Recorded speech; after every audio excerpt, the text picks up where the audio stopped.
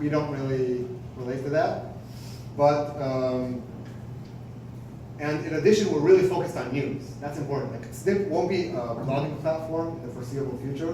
Like, on Steam, it's very, very hard to like stay in the know by reading Steam. If you enter Steam today, and you're welcome to do that on your mobile device, it'll be very surprising if you can just like, oh, this is what's happening in the world, or in the US, or in business, or in tech, or whatever. Because that's just like not what the platform is. And the way to incentivize news stories will be, will have to be technology. We'll have to be like adapting our algorithms to do exactly that, to like advance various news topics and advance things that are widely, that a lot of people are actually interested in. And we plan on helping writers do that, which is like very important for us. Like, if the writers aren't happy, the platform won't succeed. You can't have an ecosystem of writers and readers, or writers and readers and advertisers, when the writers aren't happy. So part of what we're doing is that we've developed algorithms which scan the entire internet, like Facebook, Reddit, Twitter, whatever, and find what's going on right now. What's the most engaging stories? What's developing online? What are the topics that people are interested in today? And we've been recommending these stories to writers. So as a writer, you can write about whatever you want. But if you're interested in gaining a large audience, creating something that's engaging, we'll help you do that by saying, hey, this is something interesting that's developing right now. If you write on that, you'll probably reach a very large audience. So I hope that answers the question. That'll help you make sure that you reach a large audience. That's right. It's just like, I feel when the founders of Steam came out with a white paper, they had a very similar message to probably what you're getting today. Right? And it's kind of like what they have, with how it's applying itself, is radically different from how they envisioned it.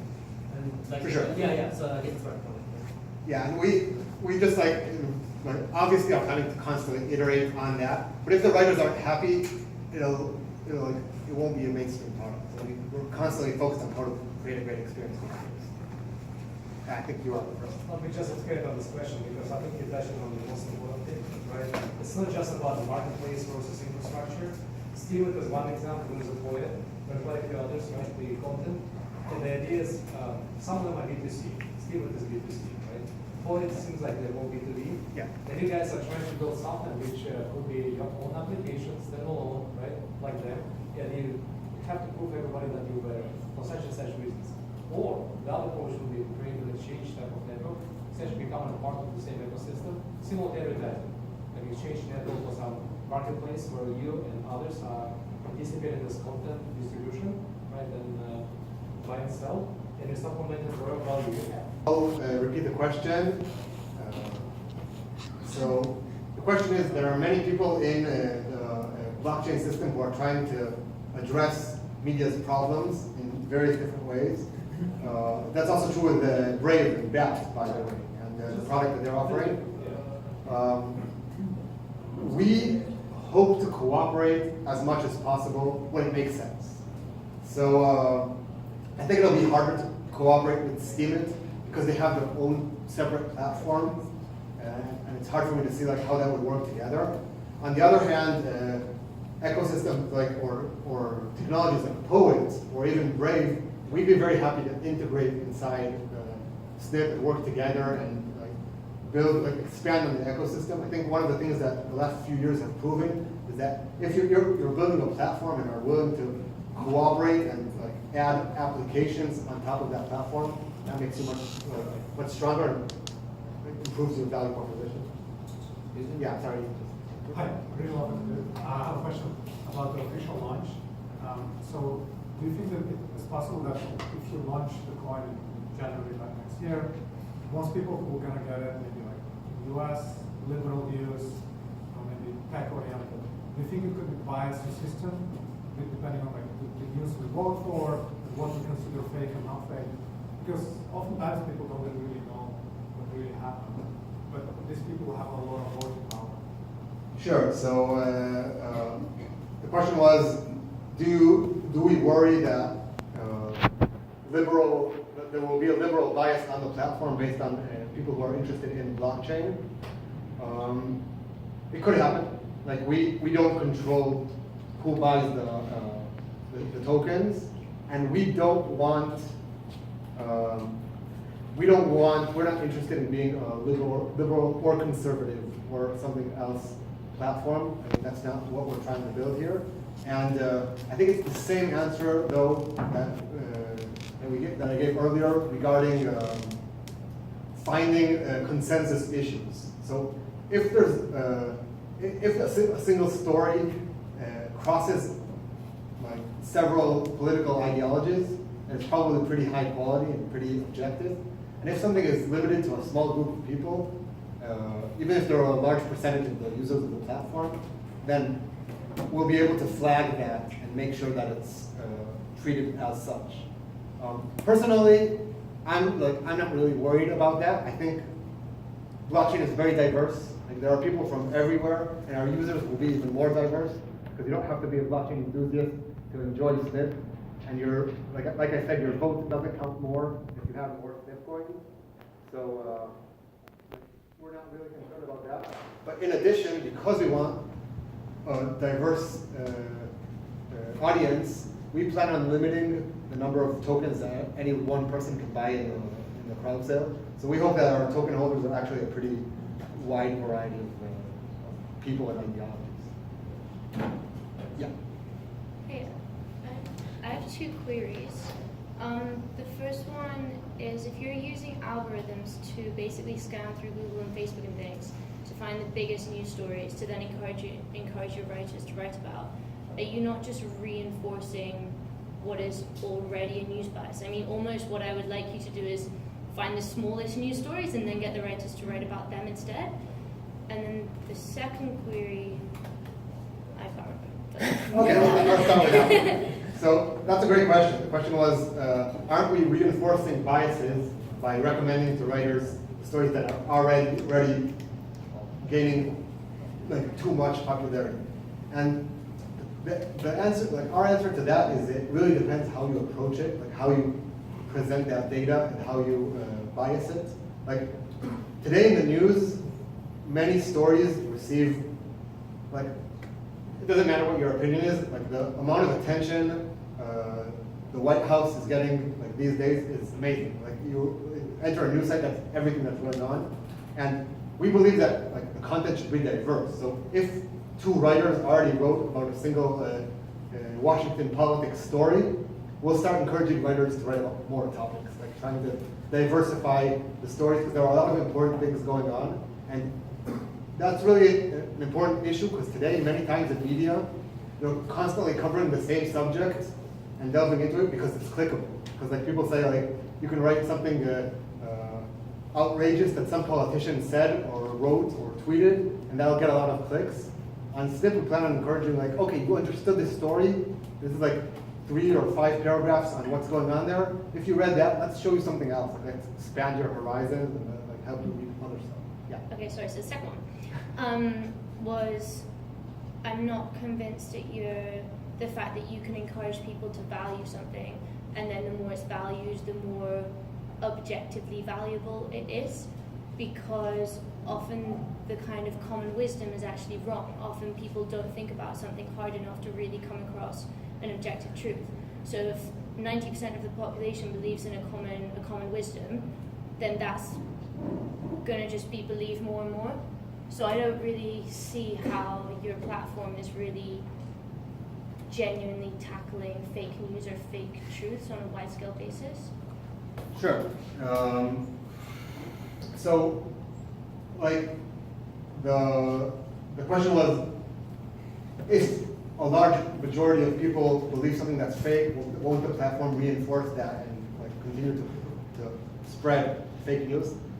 Our aim is that like this will be the most important way to solve that problem. So, if we're offering our readers people who are trustworthy, who are authorities in their fields and are considered objective, considered people who have a deep understanding of the field, we believe that could really help readers. We won't be using one single parameter like popularity to decide if something is valuable. We'll be relying also on thought leaders in various fields and incentivizing them to like spread their knowledge. That's so hard, right? Some people say Sean Hannity is a great authority. Some people say Ariana Huffington is a great authority, and both people are crazy. So how do you decide? So People are crazy. I won't comment on their craziness, but like I'll repeat the question because I'm not sure everyone heard. If people on two sides of the aisle, like who are on extremes, both can be considered authoritative thought leaders, that's a problem that we won't be able to solve. Like it's a human problem.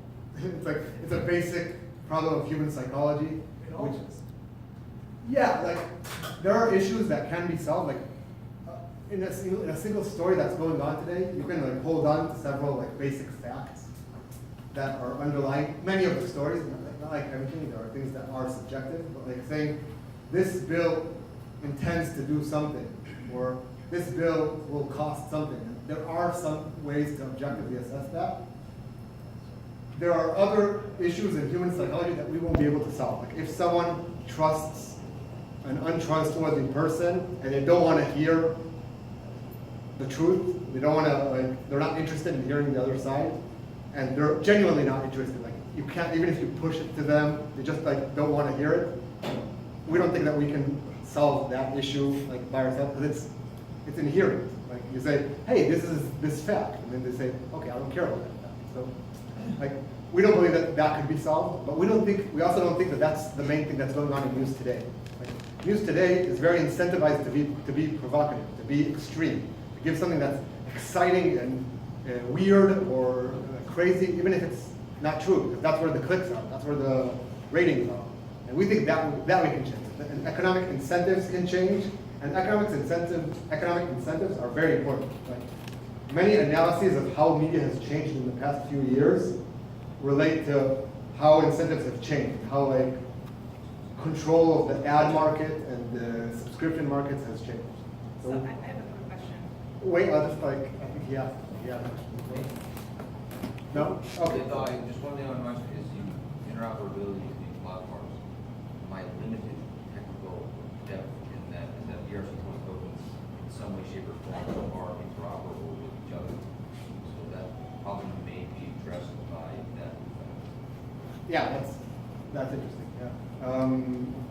We believe that we're planning on capitalizing on any advances that there are in that technology. Today, most ERC20 tokens like work by themselves, but the more these options are available and the more easier it is to use them, we plan on using additional technology in it, like, on top of ERC20. Yeah. So I was wondering, has there been any thought given to encouraging the writers to incorporate fact checking into their articles? So, for example, Wikipedia has a list of sources that you can go to and see how accurate. Okay, so that's an amazing question, and I forgot to mention that. So the question was, how do we encourage writers, or are we encouraging writers to incorporate fact-checking and highly reliable sources? And we discussed this quite a bit in our white paper. We actually are planning on requiring writers to say what this information is based on. So we don't tell them like this is the only outlet which is legitimate. But someone has to say, hey, I read this. Like this is based on this Wikipedia story, exactly like citations, or according to the New York Times article this, or according to a Fox News report this, and that's mandatory, like on stories.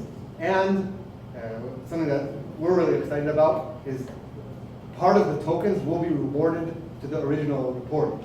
So our hope is to be the number one contributor to Wikipedia. Like many news articles actually base some of the reporting on Wikipedia. So we're giving at least 10% of the tokens for each article to the original report, to the sources that the writer bases their information on.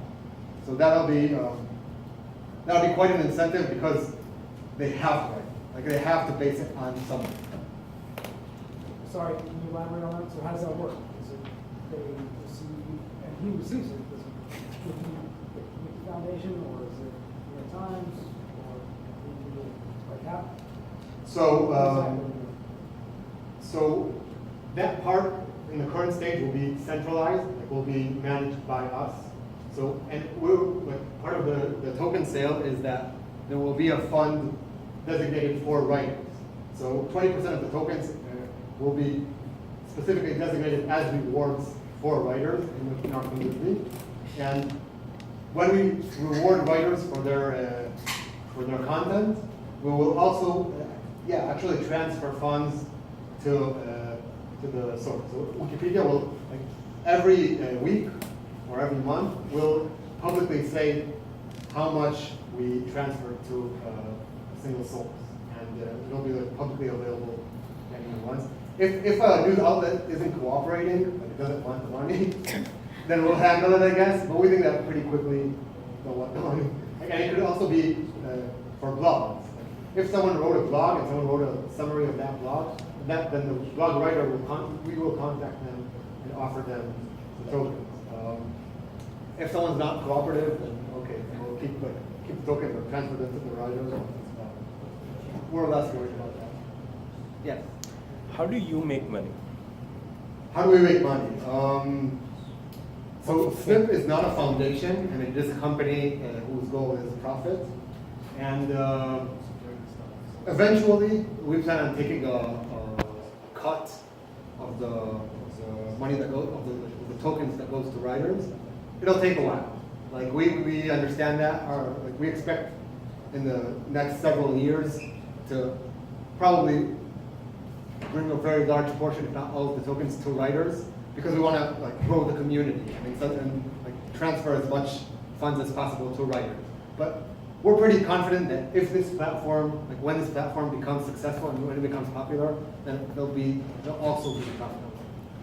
I mean, that kind of platform already exists. You can take your ad from Google AdSense, Facebook. Not Facebook, but Google AdSense provide percentage of money. I mean, they take their share, and you can embed ad on there. And Which Google product? Google Ads. AdSense. Yeah, AdSense. So that's a great question. The question was, like, why do writers need a platform if there's already AdSense, which allows them to monetize their content? Yeah. And the problem with AdSense is that it's becoming less and less effective as time goes. And if you have a blog, and this is like considered, everyone in advertising pretty much agrees on this. If you're not reaching massive scale with your blog, which is something that's very, very hard to do, you're not going to gain any money. Like, you have to, even if thousands of people value what you're doing, and even if they want to tip it, they either use Patreon, which is a great service, but like on AdSense, basically no one is really making a lot of money today. And also, it's becoming a smaller and smaller share of Google profits. Even in Google, it's becoming less and less important than basically other ad products. And is the content published on the blockchain, or can it be used as a copyright management system? Like if I were to write a piece that is original, then within a few hours, 10 people around the world would have ripped it and published it on their themselves. But can the blockchain tell us who published it first, and therefore that person can take that to a court of law or whatever and say, this is proof? So the question was, can we use the blockchain to also attribute a story to an original writer? And that's actually a pretty common idea regarding like blockchain, like how to apply the blockchain to copyright. And I believe Poet is doing something like pretty similar to that. Like, That's proof of existence token. That's what they say. Yeah. Poet, P-O, T is the website. In addition, we're planning to store all the content on IPFS. yeah, so the content will be available for everyone, and hopefully, if it'll be possible, we'll also integrate with Poet. I will say that it won't solve all the problems, because many times someone creates a piece of content and it's stolen or copied in some way, and like, the problem isn't the attribution many times, or it's just like theft. Like someone somewhere around the world publishes something, and you don't really have any way to pursue the case in court or do anything to get a portion of that copy. So, I mean, they'll solve part of the story, and you'll be able to say, I wrote this first, or I produced this piece of content, but not necessarily get more. Yeah. So first of all, I want to say keep doing what you're doing. This is a huge problem, and it's easy for us to criticize, but No, it's great. doing it as something else. And I was just curious about your fundraising. Did you raise any traditional angel or venture capital to launch Snip 1.0? And why did you decide to do ICO versus raising a token? Sure. So first of all, thank you. The question was, how does our funding look like? What funding rounds have we passed? So we started, like Rodney and I have been working on this full time since last May, for like 15, 16 months. And for about a year, we worked on it full time without funding, because we were just like really passionate about news and how to create like a new model for news. We then raised a small angel investment, something that like to hold us a few months. And the token sale is like, we found it to be a really great way to both engage in the community and also allow for us to continue developing the product and like building the ecosystem. We don't think that this could exist without additional funding. I mean, the product is viable and like you can buy it today, but over time to maintain that product and keep it competitive, like in this very brutal media market, you have to raise some sort of fund. No, I have a very fundamental question for you. What about the blockchain is necessary for Snip to exist? Oh. To restate that, if the blockchain didn't exist, why would it be impossible to implement? Okay, so that's a great question. We've been asking ourselves, like, what parts of, sorry, repeat the question, because maybe not everyone heard. Like, basically the question is like, why do we need a blockchain for this? And specifically, which parts need blockchain and which parts don't really need it? So, the thing about, like, the reason that blockchain is so important in Snip, and why it probably wouldn't be possible without it, is the management of incentives. So, part of what the reason miners are mining on the Bitcoin ecosystem isn't because they're Bitcoin believers, even though some of them probably are, and that's great, but because they have some incentive to like maintain the system and make it successful and keep it secure.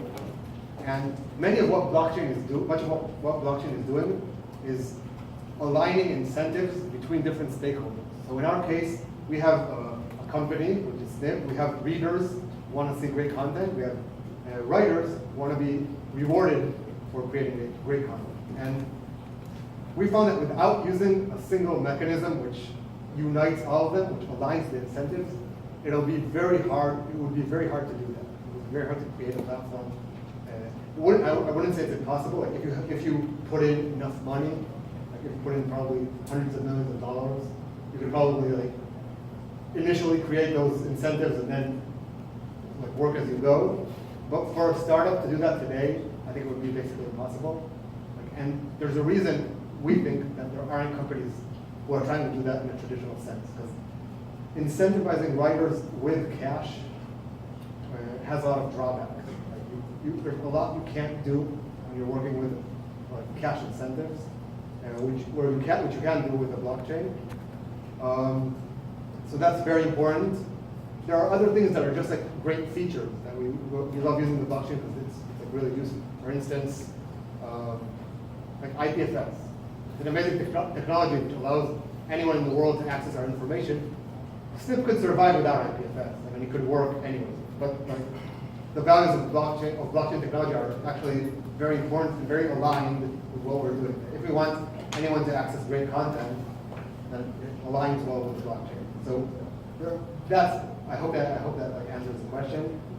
The additional stuff is like less mandatory, and the token and the incentive mechanism is really important. And that's why I also started to talk with like how incentives in media are built. It's not like just for the fun history lesson. It's actually like why the media industry works like it does. Like, we think that's very important. Maybe one last question. Okay, so How can we help? okay, how can you help? That's a great question. Basically, join the platform. Like start using Snip. We're opening our bounty program pretty soon, and we'll already be rewarding people with tokens for creating great content. So that's starting like next week, which is amazing. You should follow us and like see how that goes. Like become users of the platform. That's what like we're evangelizing. Like, come use Snip, understand what it is, tell your friends like about the product, and of course we invite everyone to like buy tokens in the token sale, and then use them on the platform, like tip, like pay for subscription services and whatever. We think that it'll be very cool to be a part of like this like amazing revolution that's going on with news. Okay, thank you very much.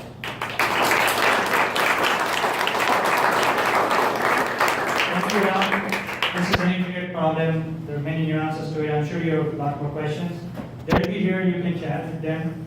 One small announcement. Alex here is looking for a tech writer for his white papers. If you would like to help, please connect with Alex. Otherwise, thank you very much. Thank you.